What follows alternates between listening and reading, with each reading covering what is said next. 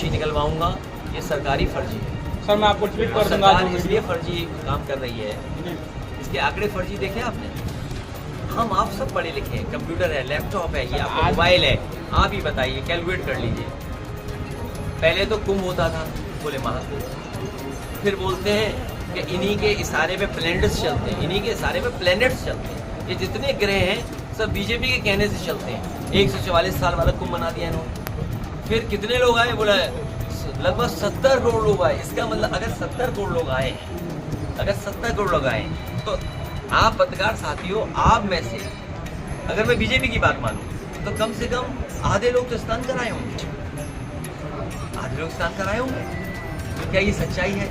आप किसी गांव में खड़े होकर के पूछ लो कि क्या आप लोग स्नान कराए, तो बताओ, ये भी बात हमें माननी पड़ती है। हम बोलेंगे अगर ऐसा, तो बोलेंगे बताइए विरोध कर रहे हैं आप सनातन धर्म का।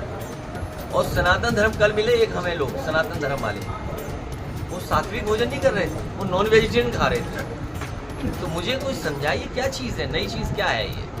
सर जैसा कि आप अभी सत्य का रास्ता है, सत्य का रास्ता ही सनातन है। अच्छा जी, और धर्म का रास्ता सनातन है। बताओ, महाकुंभ में झूठ बोला नहीं बोला, कितने लोगों की जान चली गई? जो जान गई है गिनती नहीं बता पा रहे, नाम नहीं बता पा रहे। और 1000 के लगभग हिंदू गए हुए श्रद्धालु, और जो आने जाने में जो मरे हैं, जो जान गई है, उसकी भी गिनती नहीं बता रहे। क्यों गिनती नहीं बता रहे? क्योंकि सरकार को मदद करना पड़ जाएगा। आपके बगल के ही चोरी सर, अब तो चोरी चोरी मुआवजा भी आने लगा सर। मैं चाहता हूँ कि मंदिर को खोलेंगे तो मठ निकलेंगे। मैं ये चाहता हूँ सबसे पहले भारतीय जनता पार्टी और मैं अपनी पार्टी के सभी नेता कार्यकर्ताओं से कहूँगा कि इस तरह की बात न करें, क्योंकि इतिहास सब पढ़ने लगे। हालांकि ये बात अब जैसे आप हो, क्योंकि मैं चैनल के सामने बोल रहा हूँ, अगर कोई बात ऐसी कह दूँ मैं, उससे हमारे खिलाफ भी आंदोलन हो जाएगा। हालांकि हुआ अभी, बोला गोली मार देंगे। अरे भाई गोली क्यों मार दोगे तुम? ये तो था ना, गोली मार देंगे। अगर मैं थोड़ा कमजोर आ जाऊँ तो आजमगढ़ ही नहीं आता, मोहम्मद शादी में नहीं आता अगर कमजोर दिल का होता। रुकिए, अब ये मुझे आप बताइए, अगर किसी व्यक्ति ने कहा है गोली मार दें, तो उस पर कार्रवाई क्या कर रही सरकार? और फिर क्या एक व्यक्ति कह रहा है कि हम पे ऐसे बहुत सारे राणा हैं जिन्होंने फूलन देवी की हत्या की थी, जिसने फूलन देवी की हत्या की थी, बहुत सारे हम पे ऐसे राणा हैं। आखिर बढ़ावा कौन दे रहा है? हमारे एक कार्यकर्ता ने फेसबुक पे केवल लिख दिया, प्रतापगढ़ की पूरी पुलिस घूम रही है उसके पीछे। बताइए, पूरी पुलिस प्रतापगढ़ की घूम रही है, एक कार्यकर्ता वो ना समझ कार्यकर्ता है। टोटी वाली बात पे कुछ लिख दिया उसने। अब वो उसका ज्ञान जितना है उतना लिख दिया उसने। भाई मुख्यमंत्री को ज्ञान था, टोटी का ज्ञान था। दैनिक भास्कर ने पूरी पोल खोल दी, सब बीजेपी वाले शामिल थे। एक उसमें कौशिक शामिल था, एक मृत्युंजय शामिल था, एक उसमें अवनीश अवस्थी शामिल थे, और मुख्यमंत्री जी का आशीर्वाद था।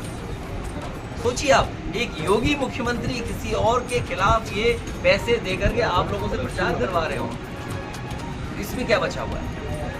सर आप ही से सवाल पूछते हैं, जिस तरीके से जब आप प्रदेश में अलग अलग लोगों की मदद करते हैं, क्या आप टोटी जैसा कृत्य कर सकते हैं?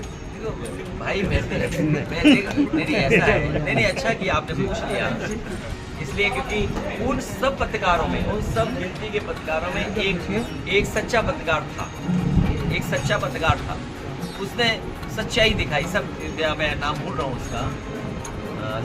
हूँ उसका, रिजवी था शायद, आप यूट्यूबर है आजकल। उसने पूरा घर दिखाया, उससे पूरी उसका रिकॉर्डिंग है।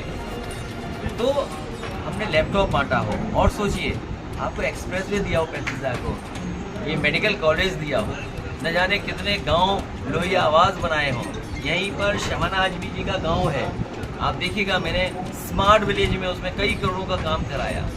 ये जो काले पोट्री है, उस गांव में हम लोगों ने बहुत सा काम किया, उनके जो ऑडिटोरियम वो दिए। तो ये बीजेपी का एजेंडा है। बीजेपी के पास पैसा है, बीजेपी के पास संपन्न लोग हैं, बीजेपी के पास सब अखबार हैं, टीवी हैं, चैनल हैं। सर एक आखिरी सवाल, भारत सरकार दिया उसमें उन्हें शोर हो गया। मैं तो चाहूँगा इनके चैनल को एक गोबर गिफ्ट कर दिया जाए। सर लखनऊ आजमगढ़ के बगल जिले का मामला है, जिस तरीके से सोशल पैसा जो है अभी तक जनता बहुत परेशान है। मैं अपने देखिए ऐसा सच है, ये जो सहारा को लेकर के बात है, हम उनका दिलाना चाहते हैं, जो भी हैं उपभोक्ता जिन्होंने पैसा जमा किया है, और उसको सरकार को नियमों का सरलीकरण करना चाहिए। आज सारा श्री हमारे बीच नहीं है, कंपनी है। प्रदेशों ने नए नए इंतजाम किए हैं और अधिकारियों को बैठा करके नियम बनाए हैं। बिहार है, झारखंड है और प्रदेशों ने, यूपी ने भी बनाए होंगे। हमारी राय ये है और सुझाव भी है, और जिन्होंने पैसा जमा किया उनके पक्ष में है कि जब उन्होंने पूरा पैसा सेबी को दे दिया, मुझे उम्मीद है कि पत्रकार जानते होंगे कि सेबी को सब पैसा दे दिया उन्होंने, जितना सेबी ने मांगा, और सेबी ने एक भारत सरकार के अंडर उन चीज़ों को बना दिया है।